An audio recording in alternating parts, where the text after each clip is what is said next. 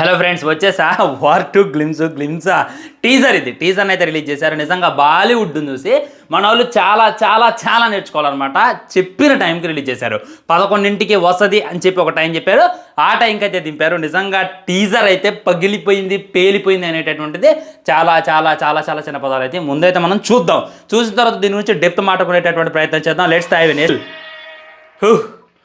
ఏంది అరాచకం, ఏంది ఓచకోత, ఏం ఎక్స్పెక్ట్ చేయాలనేటటువంటిది అర్థం కావట్లా. ఇక ఎన్టీఆర్ ఫ్యాన్స్ రామ్ చరణ్ ఫ్యాన్స్తో కొట్లాడ బంద్ చేయండి. ఇక ఫ్యాన్ వర్స్ బంద్ చేయండి. మీరు ఇప్పుడు నెక్స్ట్ స్టేజ్కి వెళ్ళాలన్నమాట. ఎవరితో? హృతిక్ రోషన్తో డైరెక్ట్గా పోరాడేటటువంటి సిచ్యువేషన్ అయితే వచ్చిందనమాట. ఇక హృతిక్ రోషన్తో ఫ్యాన్ వార్ చేయడానికి రెడీ అయిపోండి అనేటటువంటి ఫీలింగ్ అయితే నాకు కలిగింది. నాకైతే నెక్స్ట్ లెవెల్ అనిపించింది. ఫుల్ యాక్షన్ మసాలాలు అయితే ఈ టీజర్లో నింపి మన ముందు వదిలేటటువంటి ప్రయత్నం చేశారు. ఇంకెక్కడా కూడా వెనక్కి తిరిగి చూసుకోవాల్సిన అవసరం లేదు. ఆ బీజిఎం అయినా, ఆ యొక్క యాక్షన్ సీన్స్ అయినా, ఎన్టీఆర్ అన్న లుక్స్ అయితే నిజంగా నెక్స్ట్ లెవెల్ కనపడుతుంది అనమాట. అంటే ఇప్పటిదాకా ఎన్టీఆర్ మంచిగా గడ్డం పెంచి అది ఇది కనపడాడు, కానీ స్పై కదా తను. చూసుకున్నట్లయితే ఏజెంట్ అంటే పోలీస్ తను.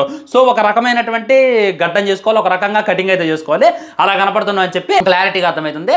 ఇంకా హృతిక్ రోషన్ మన ఎన్టీఆర్ అయితే పోటీపడి నటించారు, పోటీపడి కొట్టుకున్నారు.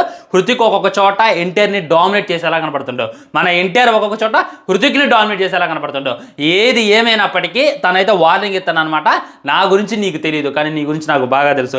బాలీవుడ్కు నేను ఇప్పటిదాకా తెలియదు. ఇక బాలీవుడ్ వాళ్ళందరూ కూడా రెడీగా ఉండండి నా గురించి తెలుసుకోవడానికి అనేటటువంటిది మనకైతే సింబాలిక్గా చెప్పేటటువంటి ప్రయత్నం.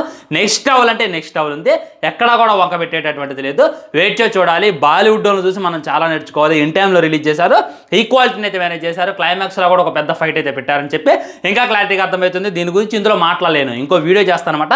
దాంట్లో క్లారిటీగా క్లుప్తంగా వివరించేటటువంటి ప్రయత్నం చేస్తా. సో మీకే విధంగా అనిపించింది, మీకు ఎలా అనిపించింది ఈ టీజర్ అనేటటువంటిది మీ హానెస్ట్ కామెంట్ కూడా కింద తెలియజేయండి. Once again happy birthday to you NTR అన్న. Bye bye, namaskar.